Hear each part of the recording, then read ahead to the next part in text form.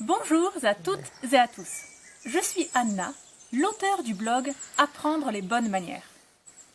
Aujourd'hui, dans cette vidéo, il va être question de savoir-vivre au travail. Au mois de mai, j'ai chroniqué le livre Le carnet du savoir-vivre au bureau de Laurence Caracalla. La question que nous allons aborder aujourd'hui est celle du départ à la retraite d'un collègue et du cadeau. Alors, on se souvient dans de nombreux films, lorsqu'un salarié part à la retraite après 40 ans de bons et loyaux services, on lui offre traditionnellement un cadeau. Dans les films américains, bien souvent, pour les hommes, c'était une montre-bracelet. Pour les femmes, un bouquet de fleurs et justement il y a ce « et ». Un bijou, un livre, un service de porcelaine, quelque chose en lien avec ses enfants ou un voyage, voilà, un bon pour un restaurant. Bon. Le choix est grand. Ceci étant dit, tout ça c'est très bien. Mais en 2016, qu'en est-il? Rares sont à présent les gens qui effectivement passent 40 ans de leur vie au sein de la même entreprise. J'en connais, mais bon, c'est très rare. De plus, les statistiques actuelles disent qu'une entreprise dure en moyenne 7 ans. C'est la durée de vie d'une entreprise en France. Évidemment, c'est une moyenne. Ça peut être 1 an, 2 ans, une vingtaine, une quarantaine d'années. Bon. La statistique date d'il y a 3 ans. Cela a peut-être changé, mais en tout cas, ça en dit déjà long sur le monde actuel. Et donc, dans ce contexte, nous tous allons multiplier les entreprises, allons avoir de nombreux postes, de différentes responsabilités, et il est rare à présent de consacrer 40 ans de sa vie au sein de la même entreprise. Bon, ceci étant dit, les personnes qui partent à la retraite aujourd'hui, elles, depuis qu'elles ont 20 ans, 30 ans, dans leur quarantaine, leur cinquantaine, tous les ans, elles ont donné de l'argent pour le cadeau de départ de leurs collègues.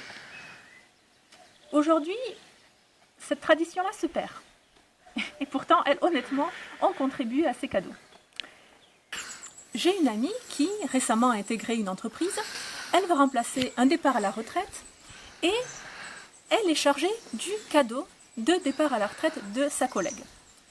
Il s'avère que, bon, elle connaît très peu cette personne.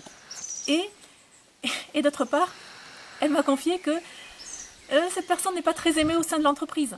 Donc, pas facile de récolter de l'argent. À ce moment-là, que doit-elle faire? Doit-elle cuisiner un gâteau et avec le peu d'argent qu'elle a récolté, acheter des jus d'orange, des jus de pomme et faire une petite célébration? Oui, non, acheter un bouquet de fleurs? Que faut-il faire?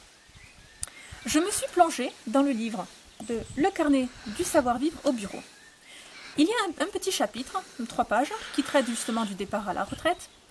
Et l'auteur ne donne pas vraiment de règles. Donc bon, c'est très bien écrit. Il est très clairement dit ce qu'il ne faut pas faire. Il ne faut pas se montrer trop radin. Et donc, selon l'auteur, un billet de 5 € n'est pas suffisant. Bon, donc à ce moment-là, je sous-entends qu'il faudrait donner 10 €, 20 €. Oui et non. Je ne sais pas quoi en penser. Enfin, je vais vous dire ce que j'en pense. J'estime que 5 €, c'est très bien. Surtout quand on ne connaît pas la personne, ou que nous-mêmes sommes dans l'entreprise depuis quelques années seulement, et puis on sait très bien qu'on va partir bientôt. Lorsqu'il y a dans les entreprises de 20, 30 personnes, ou même 50 et plus, nous ne connaissons pas tout le monde.